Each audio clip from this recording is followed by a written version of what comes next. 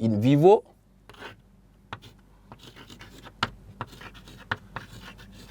In vivo, c'est-à-dire quoi? In vivo, elle peut être réalisée également in vitro.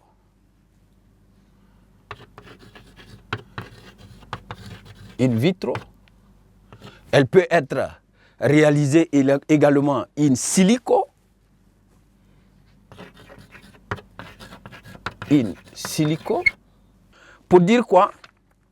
In vitro. In vitro d'abord. Donc nous avons commencé par in vivo, c'est-à-dire dans l'organisme. Ça, c'est à l'intérieur de l'organisme. Donc, dans l'organisme. Voilà. Ensuite, in vitro, en dehors de l'organisme. Voilà. En dehors de l'organisme.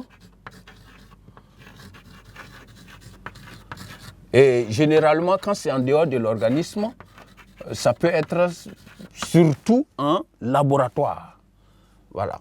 Donc, en laboratoire, par exemple. Et enfin, in silico, par simulation informatique. Aujourd'hui, l'informatique est rentrée dans beaucoup d'études. Voilà. Donc, in silico, ça peut être par simulation informatique. Maintenant, qu'est-ce que nous pouvons ajouter encore? Nous pouvons ajouter que la question de l'expérimentation implique souvent aussi les manipulations. Voilà, la manipulation. La manipulation, c'est-à-dire quoi? Puisqu'elle se fait sur des organismes vivants, elle se fait sur des molécules, des tissus, etc. Donc, le chercheur ou encore le biologiste va, pour pouvoir accéder à ces organismes vivants-là, par exemple les tissus, il faut qu'il procède par dissection. Il procède par dissection ou encore il procède par vivisection, etc. La dissection, c'est le fait de découper en morceaux l'organisme à étudier. Voilà. Mais en ce moment, ça se fait sur des organismes morts. Voilà. Des êtres qui ne sont plus aussi vivants que ça. Donc, mais quand c'est la vivisection, c'est une dissection qui se fait sur des organismes vivants. On verra bien que tous ces éléments-là vont constituer des difficultés. Ça, on en reparlera. Voilà. Donc, il y a aussi le fait que la manipulation va impliquer aussi la mesure des variables biologiques. Donc, il y aura des mesures qui seront faites. Donc, l'implication des mathématiques dans ces études-là.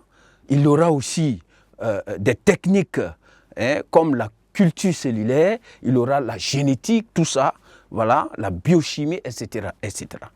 Voilà. Donc, les données, quand les données sont recueillies, ces données-là, lors des expériences, sont bel et bien analysées. Donc, à travers tout ce qui a été recueilli comme données, à partir de la manipulation, par exemple, ces données seront bel et bien analysées et des conclusions seront tirées. Et ces conclusions-là, à l'issue de ces conclusions, si ces conclusions confirment ou soutiennent l'hypothèse déjà posée, cette hypothèse sera retenue comme une théorie. Elle va devenir une théorie.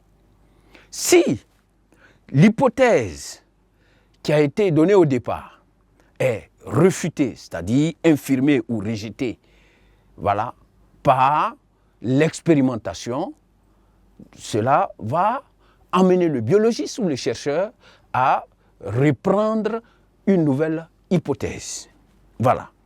Il va formuler une nouvelle hypothèse et reprendre le processus.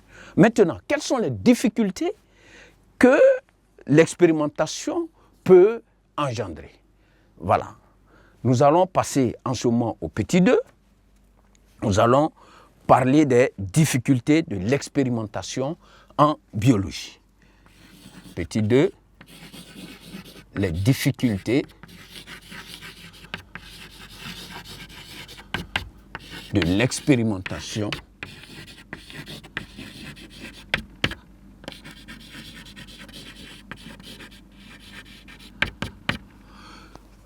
en biologie. Comme nous l'avons dit un peu plus haut, nous avons vu que la méthode expérimentale va engendrer forcément des difficultés au niveau du vivant. Parce que le vivant n'est pas une matière inerte, comme dans les sciences exactes.